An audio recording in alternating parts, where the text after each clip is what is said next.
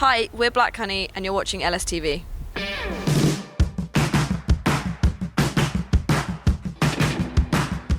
Hi, I am Anna from Leeds Student Television and I'm here at Leeds Festival with Black Honey. So you guys have just done your set on the main stage. How did it go?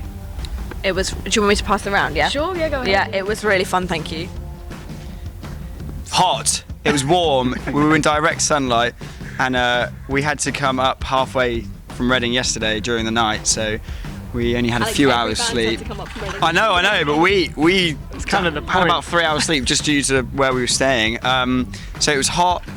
Set was great, really fun. We love Reading, we love Leeds. It's so good being back. I haven't done this with you guys before. But yeah, it was good. What else you got today? Go on, Chris.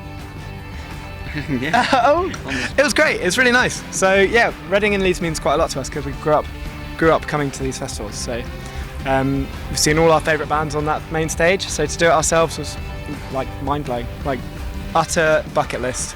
What about you, Tommy? You've said it better than I could ever dream of. Thank you.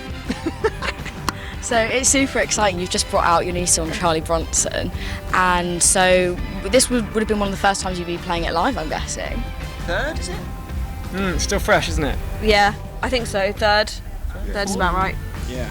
So is it about like a real guy? Because I googled who Charlie Bronson was. Well, we don't really want to like give him too much of the highlight because he isn't necessarily like someone that we want to be like elevating and like celebrating. But the idea of Charlie Bronson is that he is Britain's most notorious prisoner. So the song is about feeling like in your head you're Britain's most notorious prisoner, but being trapped in this kind of like box where you're just raging, and it makes you psycho. A bit of psycho song, yeah. It does have a bit of a psycho feel to it as well. Yeah. Like it's really like punchy as well, yeah. So also I was gonna ask. I mean, you're no stranger to playing gigs in Leeds, right? It's a brilliant city to play gigs in. I caught your set at Brood Now last year, which was brilliant. What do you think about like the venues around Leeds then? Yeah, brilliant. Brood Now's one of our faves, isn't it? Yeah, Leeds is always great. They do an amazing pie there. Is it the pie? Yeah, they do. They do yeah. amazing pies. I Always think look forward to that. Brudenell is a top level Yeah. UK institution of our venue. They used to have the pizza van outside as well. Yeah. I love how we went Well, straight to food. You can tell we're hungover. Church as well. I don't know if that is that still around? That was so incredible though, yeah. I forgot about that show. That show was good. That was like iconic in Black Honey history, that gig, wasn't it? Yeah. That was my favourite mosh pit we've ever caught on camera. Yeah. Really The good. crowds are always great. We love coming here.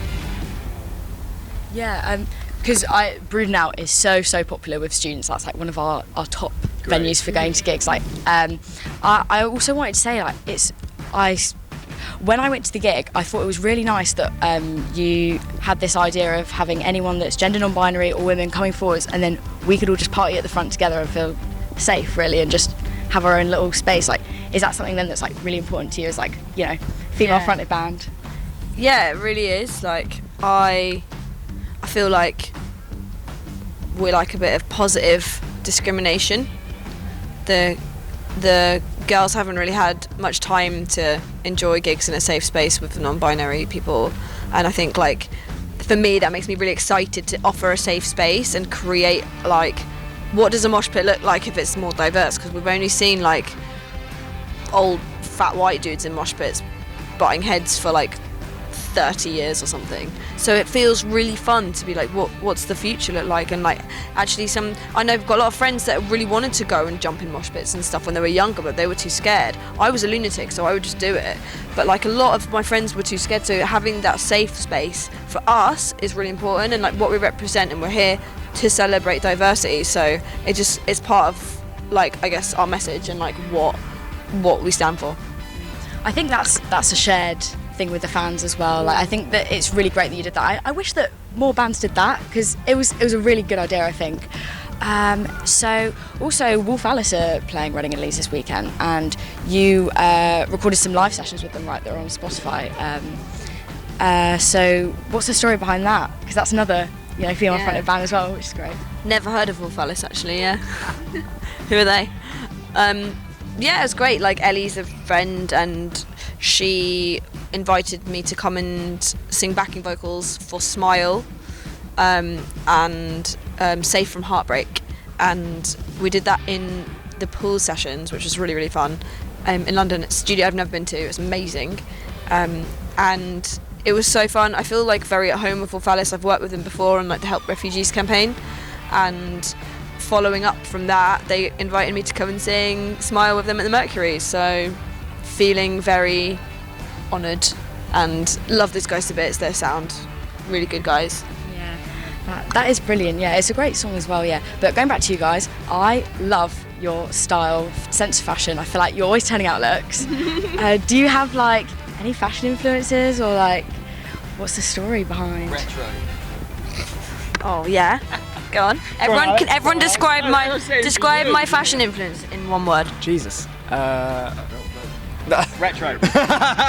Retro. Chris is just flabbergasted. I'm caught unaware. Confused. Confused. Yes, all of that applies. This actually, happened to mention it, is a design of my own, and I'm working with a designer. I didn't do it all on my own. Oh my god, this would be really hard. A designer called Monica the Label, who's helped me put this piece together. And it's all real silk, it's all luxury, slow made, and it's like all of this lace here is recycled.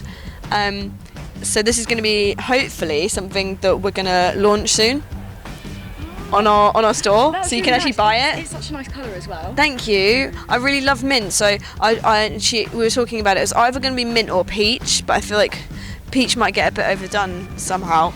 So I thought maybe mint would be like a better kind of vibe. But yeah, so hopefully we'll be able to people will be able to buy these soon, but we're just figuring out some of the logistics and stuff. But it's such an exciting thing to do. I've never made a dress before. To be honest, I needed a lot of help with everything. But we tried the samples on like a few weeks back, and even the samples looks amazing. So yeah, stoked with it. Well, thank you so much for catching up with us. Yeah, and thank you. Well, I hope you guys have a good rest of your weekend as well. And you. Thank you. Thanks. Brilliant.